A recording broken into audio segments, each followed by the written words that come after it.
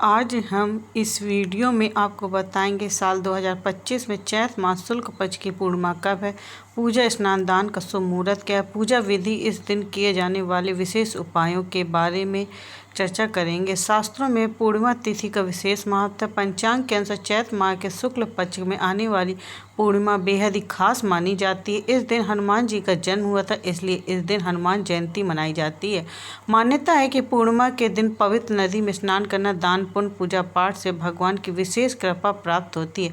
आइए जानते हैं इस चैत माह पूर्णिमा की तिथि का पूजा मुहूर्त, स्नान दान, एवं समय, पूजा विधि। और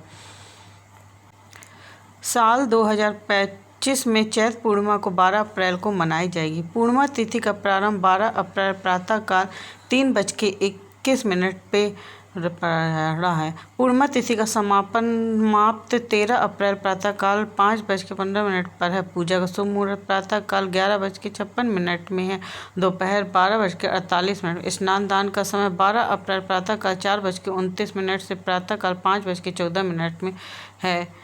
पूर्णिमा के दिन सुबह जल्दी उठकर पवित्र नदी में या घर में ही गंगा जल मिले जल से स्नान करें। अब चौकी पर लाल कपड़ा बिछाकर भगवान विष्णु और माँ लक्ष्मी जी की प्रतिमा स्थापित करें। इसके बाद दीपक जलाकर भगवान विष्णु और माँ लक्ष्मी की आराधना करें। इसके बाद कनक धारा स्तोत्र और विष्णु मंत्रों का जाप करें। अब आरती कर फल, खीर, मिठाई का भोग लगाएं। रात्रि में चंद्रदेव को अर्घ्य देकर व्रत पूरा करें। चैत पूर्णिमा के दिन हनुमान जयंती मनाई जाती है। इस दिन रख हनुमान जी की भी पूजा करें। चैत पूर्णिमा के दिन स्नान दान, पूजा, व्रत और पीपल के वृक्ष की पूजा करने से शुभ फल प्राप्त होते हैं और ग्रह दोष से भी मुक्ति मिलती है। चैत पूर्णिमा को धन की देवी माता लक्ष्मी को सुहाग की सामग्री अर्पित करने से माँ लक्ष्मी प्रसन्न होती हैं।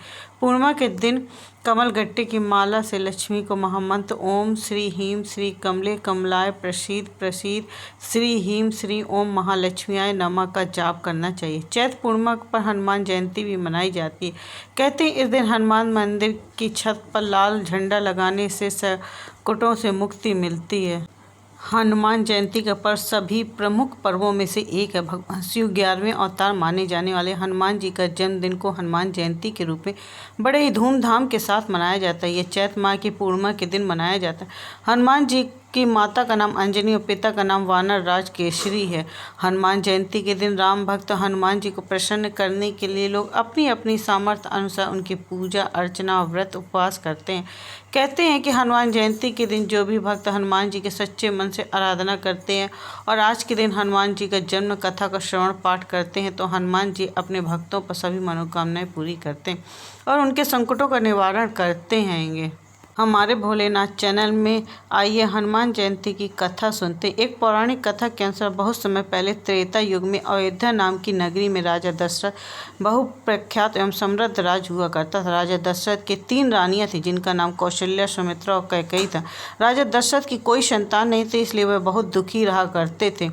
एक दिन राजा दशरथ ने संतान प्राप्ति के लिए गुरु वशिष्ठ के मार्गदर्शन पुत्र कामेदु यज्ञ करवाया, जिसे श्रृंगी ऋषि ने संपन्न किया था। यज्ञ समाप्त होने के बाद यज्ञ कुंड के अग्नि देव स्वयं खीर का पात्र लेकर प्रकट हुए और राजा का दशरथ को दिया। राजा ने तीनों रानियों को प्रसाद रूपी वह खीर बांटी और उसी वक्त रानी कैकेयी के हाथों में खीर का एक भाग छीन लिया और अपने मुख में भरकर उड़ गई। चील उड़ते हुए देवी अंजनी के आश्रम से होकर गुजरी। उस वक्त देवी अंजनी ऊपर देख रही थी। तभी अचानक अंजनी के मुख से खीर का सिंह भाग गिर गया। देवी अंजनी ने उस खीर को भगवान शिव का आशीर्वाद समझकर ग्रहण कर लिया। यह सब भगवान शिव के वायुदेव की इच्छा के अनुसार हो रहा था। इसके बाद देवी अंजनी गर्भवती हुई और उनके चैत माह की पूर्णिमा तिथि को भगवान शिव के 11वें अवतार माने जाने वाले बजरंगबली का जन्म हुआ। इसी को हम हनुमान जयंती के रूप में मनाते हैं। यह सब भगवान शिव और वायुदेव की इच्छा के अनुसार हो रहा था। इसके बाद देवी अंजनी गर्भवती हुई और उन्होंने चैत माह की पूर्णिमा तिथि को भगवान शिव को बजरंगबली का अवतार के रूप में जन्म हुआ था। एक बार पवन सिद्ध हनुमान जी की बोलिए जय और कमेंट बॉक्स में जरूर लिखिएगा जय बजरंगबली। हनुमान जयंती के दिन अगर आपने यह हनुमान जी को कौन सी चीज़ वस्तु चढ़ाने से कौन से फलों की प्राप्ति होती है, इस वीडियो के माध्यम से ज़रूर जानें और यह उपाय ज़रूर करें। हनुमान जी को प्रसन्न करने से उनकी कृपा प्राप्ति के लिए आटे का दीपक कर्ज और शनि दोष निवारण करता है। सिंदूर और चमेली का तेल सौभाग्य की और शांति के लिए होता है। ध्वजा झंडा अगर सफलता और मान सम्मान में वृद्धि करता है। अगर मंदिर में आप एक झंडा उनकी छत में लगा देते हैं।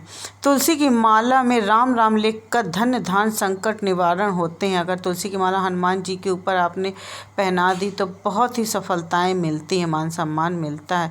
जनेऊ व पीले फूल दुर्भाग्य नाशक होता है। आप जनेऊ अगर हनुमान जयंती में पहनाते तो दुर्भाग्य आपकी दूर चला जाता हैगा। लाल चंदन या लंगोट या चोला आप अगर चढ़ाते हैं हनुमान जी को, दुर्भाग्य नाशक होता है और दुर्भाग्य को दूर करता हैगा और जीवन में समस्त संकटों से हमें मुक्ति मिलती है। बहुत सी हनुमान जी बालाजी साक्षात इस धरती में मौजूद है। अगर हम इन छोटे छोटे उपायों को करते हैं तो बालाजी की विशेष कृपा हनुमान जी की प्राप्त होती है और हमारे सभी कष्टों को वो हर लेते हैं।